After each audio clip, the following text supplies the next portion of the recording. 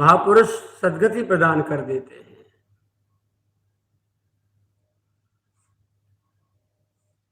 क्योंकि संत और भगवंत की दृष्टि अमोघ होती है। यहां से कभी कोई निराश नहीं जाता, भले ही अब इनकी कृपावलोकन का अर्थ कोई समझे या ना समझे, परंतु अपनी एक कृपा कोर से ही जीव को भवबंधन से मुक्त करने की पूरी सामर्थ्य में होती है। ये अटल सत्य सिद्धांत है। संत भगवंत के संविधान का एक कानून है, एक धारा है उनकी,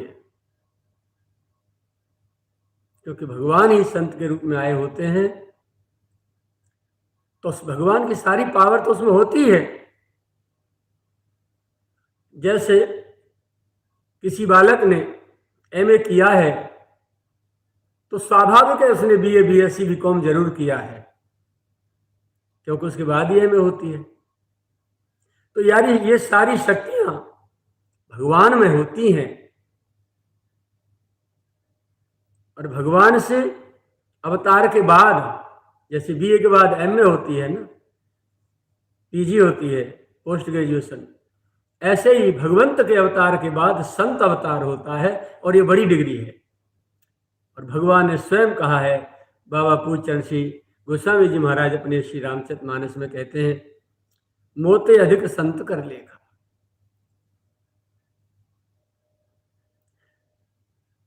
और बाबा वाल्मीकि जी महाराज कहते हैं, तुमते अधिक गुरुएं जिए जानी, सकल भाई से वही सन्मानी।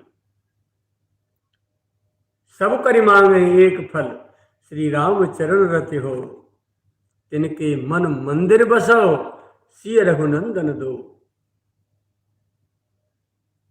तो महापुरुषों की शक्ति, महापुरुषों की ऊर्जा जितने सहज होते हैं, उतने ही बड़े शक्ति के पुंज भी होते हैं।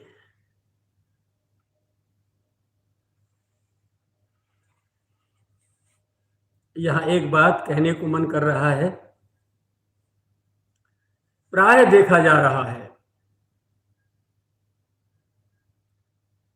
कि अच्छे अच्छे संतों के समीप में जाने के उपरांत भी उनके निकट निवासी साधक लोग, उनके शिष्यगण भटक रहे हैं।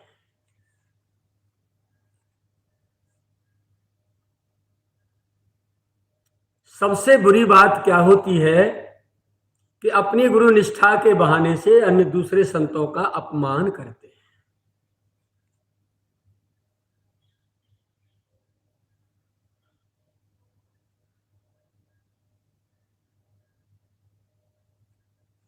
उनकी नाम जपने की विधि, उनकी साधना विधि, उनकी गुरु परंपरा अपने के सामने कुछ नहीं है, ऐसी मान्यता मूर्खता है, मूर्खता का परिचय है।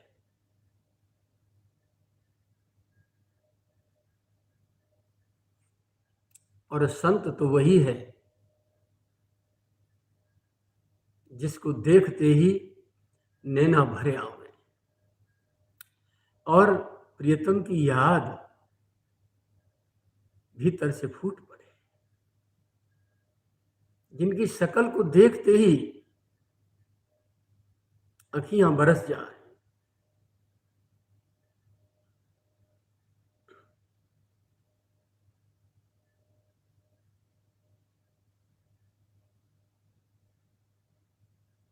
कृपा दृष्टि से मुर्दे में भी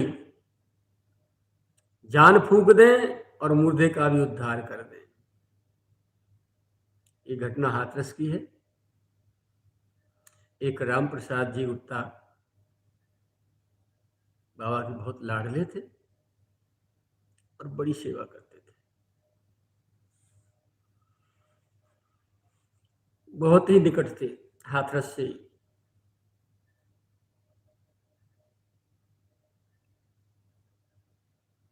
उनका जब देहावसान हुआ तो उनके चारों पांचों पुत्र उनको किसी वाहन के द्वारा गोवर्धन ले आए, बाबा किसी चरणों में रख दिया और सब रोने लगे, बाबा हमारे पिताजी को जीवित कर दो। बहुत विलक्षण घटना है।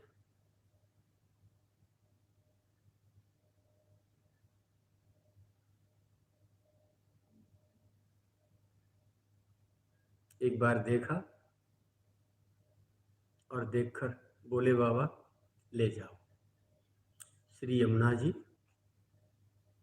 मैं कहीं इनको पहुंचा दो। ये जीवित अब नहीं हो सकते क्योंकि ये भगवान की सेवा में पहुंच गए, इनको जीवित नहीं। इनकी वासना भी संसार की नहीं है, जीवन में हमेशा इन्होंने भजन किया है और भगवान के श्री चरणारविंद पाने के लिए किया है। अब इनको कैसे लौटा सकते हैं बताओ? क्या दोबारा अपने संसार में ला के इनकी दुर्गति करोगे? और मान लीजिए जीवित भी कर दिए जाएं, 4 से 10 वर्ष बाद फिर ये जाएंगे, तो कोई जरूरी है कि भगवत नाम लेके ही जाएंगे? तो बड़ी प्यार दुलार भरी दृष्टि से उनको वापस किया, पहुंचाया। निश्चय ही एक बार कृपा विलोकन से जैसे ही देख लिया, हो गया कल्याण।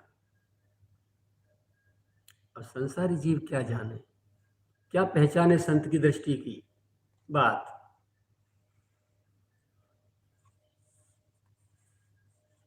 बहुत टेढ़ी खीर है, संत के स्वरूप को पहचानना बहुत टेढ़ी खीर है। जीव अपने अपने स्तर से संत की बाहरी क्रियाओं को देख करके उनमें गुण दोष देखता रहता है। कुछ लोग ऐसे हैं जो उन्हें गुण ही गुण दिखाई देते हैं, कुछ ऐसे जिन्हें एक भी गुण दिखाई नहीं देता, हमेशा दोष ही दोष दिखाई देते हैं।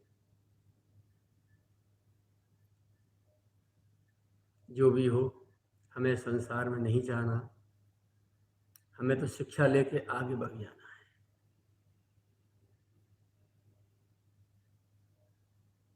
रुकना नहीं है, आगे बढ़ना है।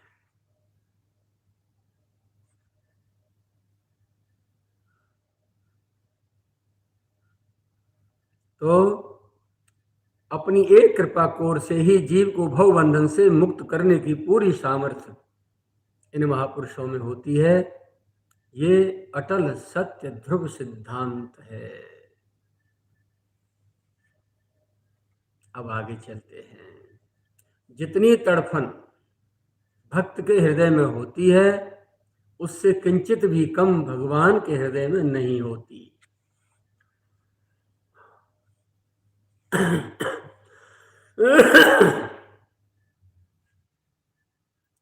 भगवान की स्वयं की श्रीमुख की वाणी है ना गीता में, ये यथामाम प्रपद्यन्ते तांस तथैव भजामि हम।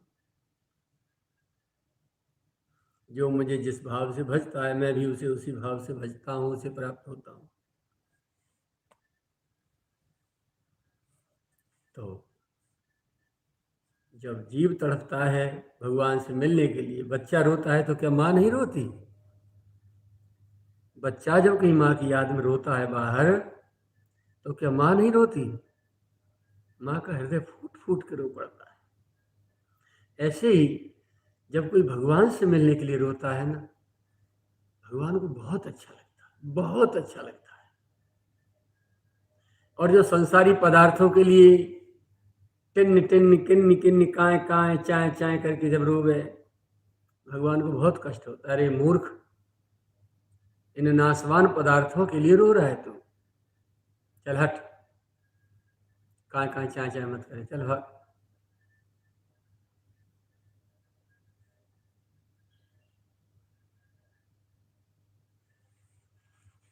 पिछाई काट देते हैं।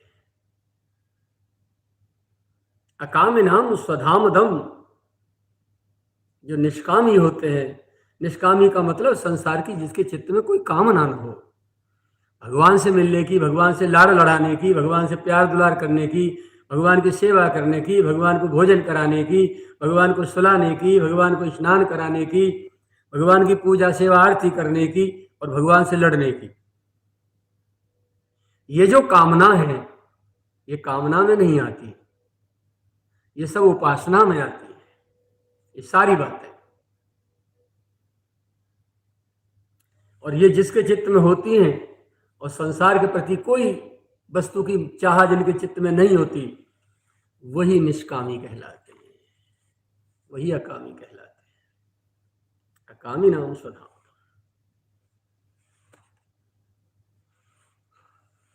तो जितनी तड़फन भक्त में होती है, भक्त के हृदय में होती है, उससे किंचित भी कम प्रभु के हृदय में नहीं होती।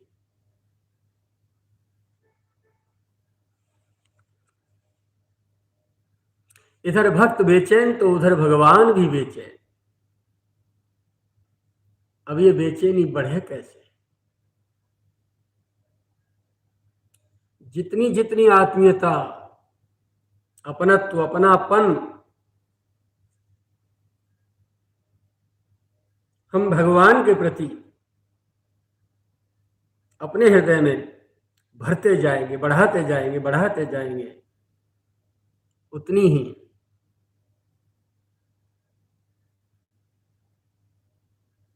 बात आगे बढ़ती चली जाएगी। प्यार दुलार, आत्मीयता, सेवा करेंगे, ये करूंगा, वो करूंगा, यूं करूंगा, वो करूंगा, त्यों करूंगा, उनके विषय में, उनके विषय में, उनके विषय में। प्रभु यदि आ जाएंगे तो मैं ऐसे बैठाऊंगा सिंहासन पे, ऐसे चरण सेवा करूंगा, ऐसे ऐसे स्नान कराऊंगा, ऐसे वस्त्र पहनाऊंगा, ऐसे ऐसे बढ़िया सामग्री भोग लगाऊंगा, वे पालेंगे अपने हाथ से पवाऊंगा, बीच बीच में वो हंसी विनोद मजाक भी करते जाएंगे, क्योंकि उनको तो छल वैसे छलिया है ना वे, हाँ तभी तो छल भरी भातन से ही, और मुझे हंसा हंसा के पेटे फुला देंगे मेरे, मैं उनके पेटे फुला दूंगा। आदि आदि जो वार्ता है, ये वार्ता भगवान का सानिध्य, सानिध्य पाने की और सानिध्य में रहने की। इस प्रकार भगवान के साथ ही निरंतर खेलो।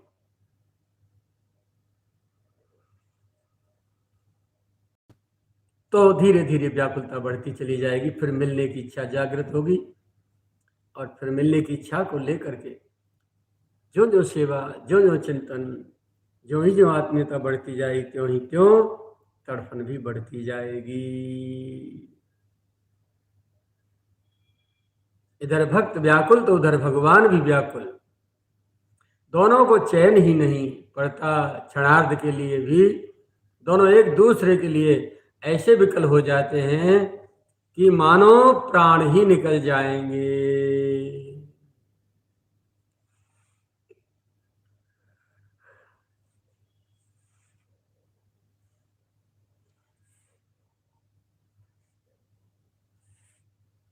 तन्मनस्कास् तदालापास् तद्वितेष्टास् तदात्मिकाः तद्गुणानेव गायन्त्यो न आत्मा गाराणि सस्मरुः। जैसे ब्रजवालाओं को श्री श्याम सुंदर के अतिरिक्त अपने पति पुत्र इष्ट मित्र परिवार घर द्वार और शरीर तक की भी सुध नहीं रहती थी, उनके रोम रोम में भगवान श्री श्याम सुंदर ही समाये रहते थे। उनकी सारी चेष्टाएं अपने श्री कृष्ण के लिए ही होती रहती थी, अपने प्रियतम के लिए ही रात दिन आलाप विलाप लाप कलाप चिंतन मनन और उनका ही गुणगान करती रहती थी। ठीक यही प्रेमातुर स्थिति अपनी होनी चाहिए।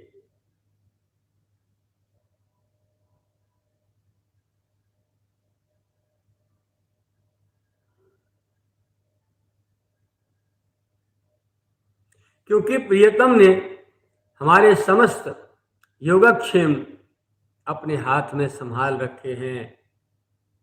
जो वस्तु अपने पास नहीं है उसको प्राप्त करा देना योग है, और प्राप्त वस्तु की रक्षा करा देना ये क्षेम है।